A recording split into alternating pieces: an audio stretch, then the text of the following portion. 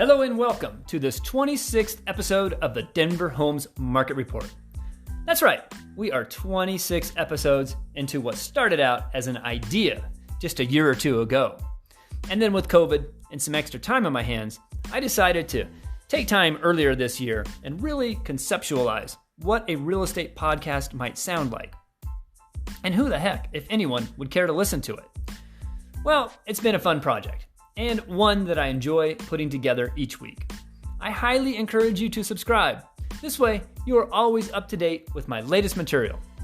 Also, if you have one of those smart speakers, I won't mention any names, because if I do, I might wake the darn thing up. However, if you simply say, please play my podcast, the Denver Homes Market Report, that should get you to my show each week. And if you listen on the regular, then you already know I get my show out each week on Thursday before 5 p.m. Of course, this week being an exception, but you know what they say, better late than never. All right, speaking if you're already a regular listener, I hope you are following our latest quest, highlighting neighborhoods up and down Colorado Boulevard. Last week we hit up City Park, all the cool things that neighborhood has to offer. This week we have yet another neighborhood I'd love to share with you. This one is a bit obscure, but you know what? That obscurity may not last much longer. This neighborhood is on the move.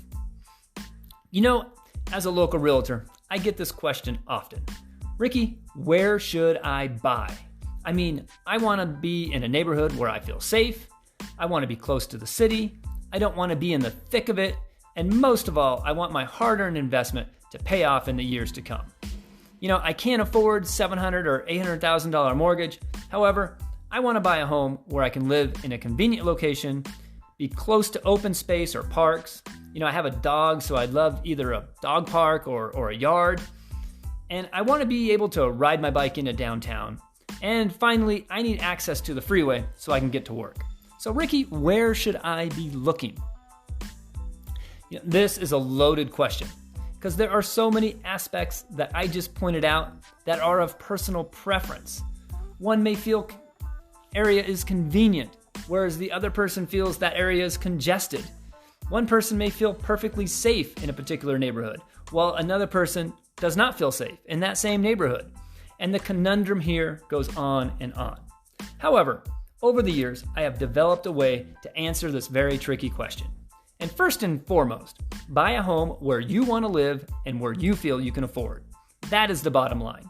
My second thought is to point out, just because I help clients buy and sell homes all over Denver doesn't mean I have a crystal ball to tell me where the future good investments or bad investments might be lurking.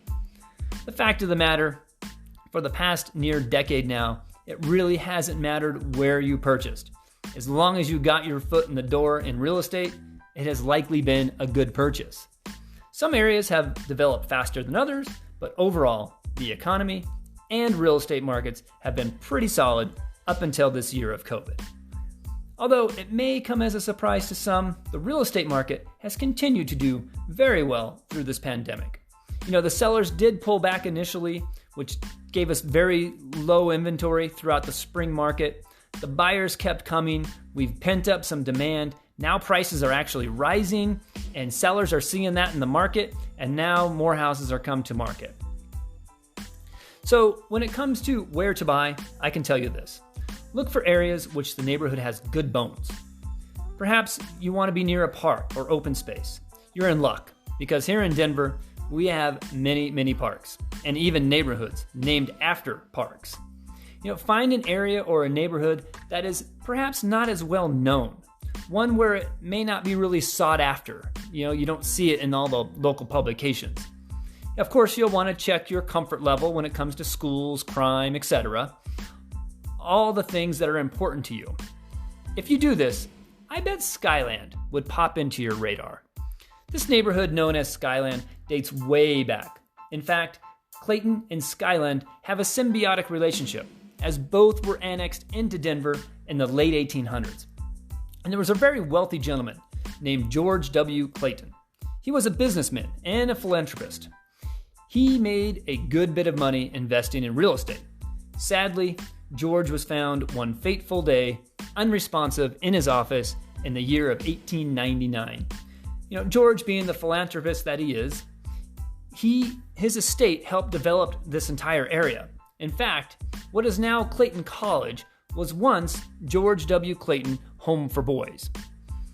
From a real estate standpoint, from 1915 till about 1929, this area was in a boom, and many very nice yet modest homes were built throughout the area.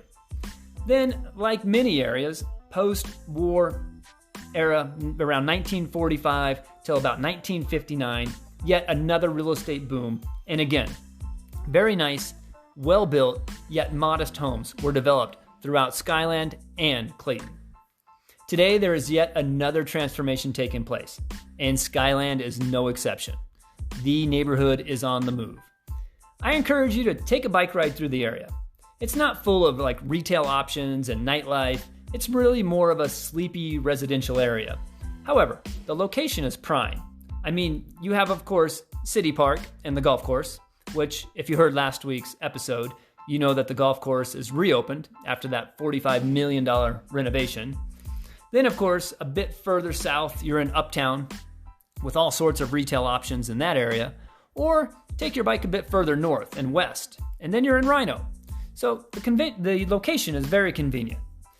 That sort of touches on my first question. Where the heck is Skyland from a geographic standpoint? You already know we're talking about shows today featuring shows that are neighboring Colorado Boulevard. So we'll start there on our eastern border. Then sandwiched to the west, we have York. Then splitting City Park is our southern border there at East 23rd Avenue. And of course, our northern border being Martin Luther King Jr. Boulevard. All right, now that we are all clear on where Skyland is located, what makes this area someplace we should probably look at from an investment standpoint? You hear this all the time when it comes to real estate, and it has some truth to it. Location, location, location. Now, in this case, it's not that you can step out of your door and be in any number of retail options, having numerous coffee shops and bakeries and restaurants and taverns. It's not what you're going to really find in Skyland. But what you do get is close proximity to all the aforementioned amenities without being right in the thick of it. So on that note, let's dive into Denver's premier real estate website and see just what's going on in the real estate market, and specifically this neighborhood of Skyland. So today, we'll do our typical routine. I want to highlight the most expensive home, the least expensive home, and of course, I'll pick a middle of the road home and highlight that one as well. So let's open up my website, denverhomesmarket.com, and take a look, see what we have currently available. All right, so the most expensive home is a newer built, single family, located at 2822 York Street. This one is listed by Liv Sotheby's International Real Estate. This home was built in 2017, very modern design, has 4 bedrooms, 5 bathrooms, nearly 4,000 square feet of living space. It's listed for $1,250,000. It's a stunning home and has amazing views from the rooftop. Okay, so then on the other end of the spectrum, we have the most affordable home in Skyland. This one is listed by Pristine Homes of Colorado, LLC. It is located at 3740 East 30th Avenue. This is a nice ranch-style built home, built in 1948.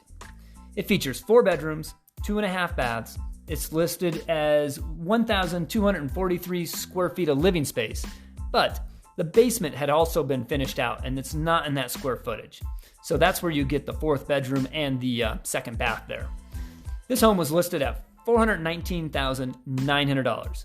This could be a good starter home, or perhaps that step up from a condo type home. Okay, so you're not looking for the most expensive nor the most affordable. So let's look at the middle of the road here. We have a very nice brick home located at 3080 Monroe. This one is presented by Living Room Real Estate. This home is beautiful. It has been recently completely remodeled. This has 3 bedrooms, 3 bathrooms, and 1,637 square feet of living space. It is listed at $625,000. All right, so there you have it.